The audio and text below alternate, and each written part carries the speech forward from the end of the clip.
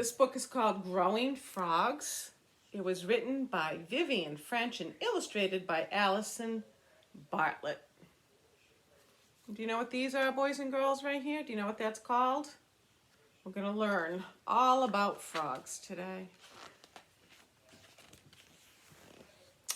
Once when I was little, my mom read me a story about a frog that grew bigger and bigger and bigger.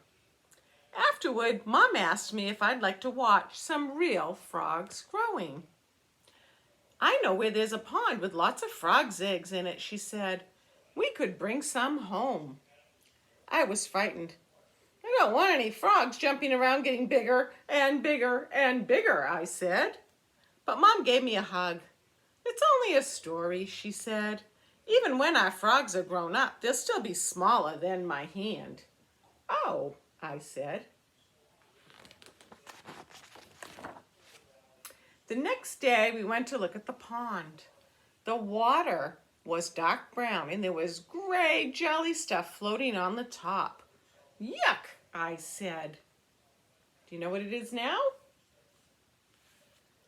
There's the frog spawn, said Mom, and she pointed to the gray jelly stuff. I bet that was laid last Friday night. The frogs were croaking so loudly, I couldn't get to sleep. So that is called frog spawn.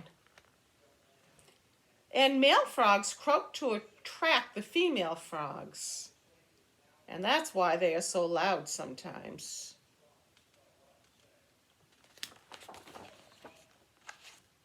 You see the black dot in the middle of each jelly shell, said Mom? That's going to grow into a tadpole. Where are the frogs, I asked. Tadpoles grow into frogs, she said. Little ones, no giant frogs here. Mom put some pondweed and some stones into a bag. She filled a bucket with pond water, then I scooped a little of the frog spawn into it. And boys and girls, if you do that, if you get some frog spawn from a pond, you always need to get your water from that same pond. That's very important. When we got home, we put everything into a big fish tank in the kitchen. The cat kept peering at it, so we had to put a wire net over the top. And there's the kitty in her arms, and you can see the wire net.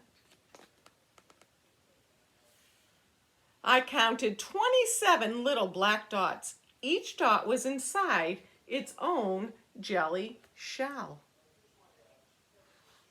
And the tank that the frog spawn is needs to be kept in a cool place away from direct sunlight. Every day when I woke up, I went straight downstairs to look at the frog spawn. The little dots grew into bigger dots and then into tiny curls. And one morning, I saw the first tadpole wriggling out of its jelly shell. At first, the tadpoles didn't do much. They just stayed close to their jelly shells and nibbled at the pondweed. But after 2 or 3 days, they looked quite different. There were feathery things on their heads, and I could see their eyes. The feathery things are called gills, just like fish, boys and girls, and they're what underwater animals use for breathing. So these are their gills. And they swam very fast. 10 of the eggs didn't hatch ever. The black dots went dull and cloudy, and Mom took them away. Then we cleaned out the tank and put in fresh pondweed and pond water. One of the tadpoles swam into my hand when I was putting a stone back. It was slippery and slithery, and it made me jump. And after the tadpoles hatch, the pond water needs to be changed at least 2 times a week.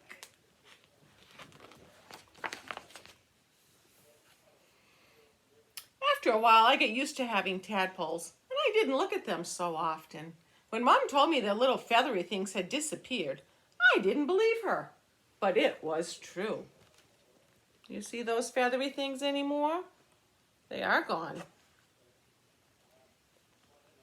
So tadpoles have gills at the outside, on the outside of their bodies at first. Then they grow gills on the inside of their bodies, and the ones on the outside disappear. I was the one who saw the next change, though. Look, I shouted, and Mom rushed to see. Some of the tadpoles had grown 2 little bumps. Mom said the bumps would grow into back legs. So they really are changing. They grew very quickly. One day, there were 2 bumps right here. 1, 2. The next day, the bumps were stumps. Then, the day after that, they looked like real legs. So those are the back legs. And when the feet unfolded, they were webbed like tiny brownish green fans. They aren't tadpoles anymore, I said, but they're not quite frogs. The not quite frogs grew front legs next. So there's the front legs and the back legs. And then their tails got shorter and their mouths got wider. They're starting to look like frogs there. Now they're frogs, Mom said. Baby ones. Soon the baby frogs were popping up and gulping at the surface of the water. One of them tried to climb onto the stones, but it slid off. Mom said they were getting ready to leave the water. Grown-up frogs breathe air, she said. That's what the stones are for, so our frogs can climb out of the water and breathe. And as tadpoles slowly turn into frogs, they grow lungs for breathing air, and then their inside gills disappear. So they have lungs. Frogs have lungs, just like humans, just like you and me.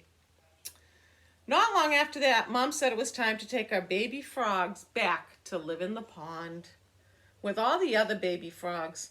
I was sorry to leave them, but Mom said we could come back and visit every day.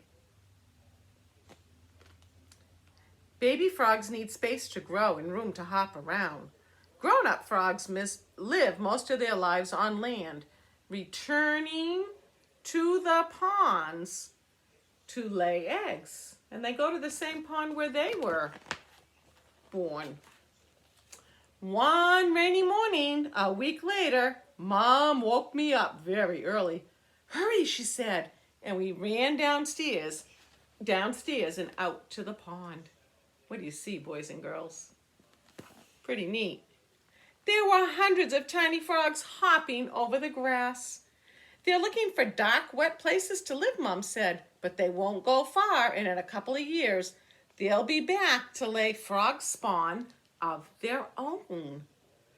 Will they be bigger then, I asked. Just a little, said Mom. Good, I said.